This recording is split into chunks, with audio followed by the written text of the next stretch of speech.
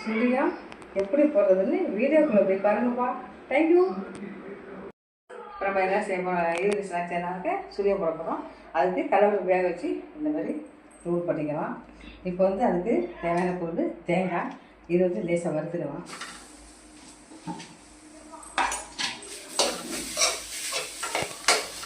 வறுத்து நீங்கள் தேங்காவை போட்டு விட்டீங்கன்னாக்க நீங்கள் மிச்சம் வச்சா கூட நாளைக்கு சாப்பிடுவோம். அதுக்கு தான் அதுக்கு வறுக்கிறது. அதுக்காக மட்டும் நல்லா இருக்குது. தேங்காய் வைக்கிட்டா 3 நாள் இருந்தாலும் சொல்லி அப்படியே இருக்கு. தண்ணி பரவாயில்ல வைத்து தண்ணியாக வைத்து இப்படி கொட்டிக்கலாம். தேவையானது வேணுமோ கொட்டுங்க. இந்த ஒரே ஒரு சொட்டு தண்ணி பால் வைக்க இறக்கப்படி போட்டுக்கணும். நல்லா கப்பி பழம் வந்துட்டு பாருங்க. அப்போ வந்து இந்த கடலைப்பருப்பு போட்டுக்கலாம்.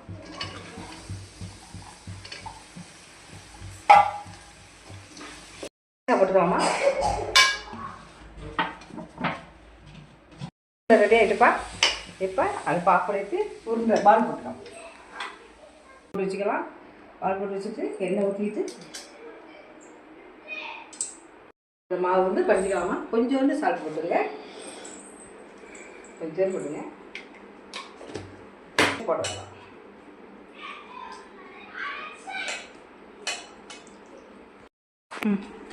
இப்படி மாவு கலக்கிங்கப்பா. கட்டி இல்லாமல் கலக்கிங்க. கொஞ்சம் வந்து திக்காக தான் இருக்கும். ரொம்ப தண்ணியாக வைக்கிறாங்க. அப்போ நல்லாயிருக்கும். இது இப்படி எடுத்து வச்சுங்க. ஏன்னா இப்படி எடுத்து விழுவோம். அதனால் இதை எடுத்து இதில் போட்டு எண்ணெய் போட்டுருவோம்.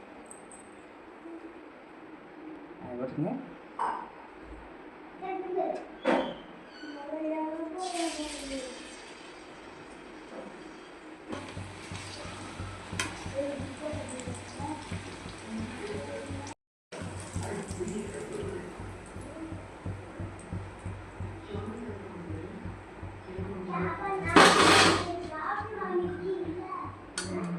சுழியம் ரெடி ஆகிடுச்சுப்பா. கடலைப்பருப்பு வெள்ளம் போட்டது சுழியப்பா. சாப்பிட்டு பார்க்கலாமா? டேஸ்ட் பண்ணலாமா? நல்லா மொறு கிறிஸ்பியாக இருக்குதுங்கப்பா. சூப்பராக இருக்குது. எல்லாம் பசங்களாம் வெளியில் விளையாட இருக்குது. நம்ம சுறுசுறாக வேணும். அதெல்லாம் அவ்வளோ மாவு வந்து திக்காக பண்ணி போட்டீங்கன்னு வச்சுக்கலாம். சும்மா நான் சொல்கிறது தான். எண்ணெய் வைக்காமல் இருக்கும். இது வந்து நல்லா மொறு இருக்கும். நல்லா வெள்ளமாக போட்டுருக்கீங்க. மைதா மாதிரி நடக்காது.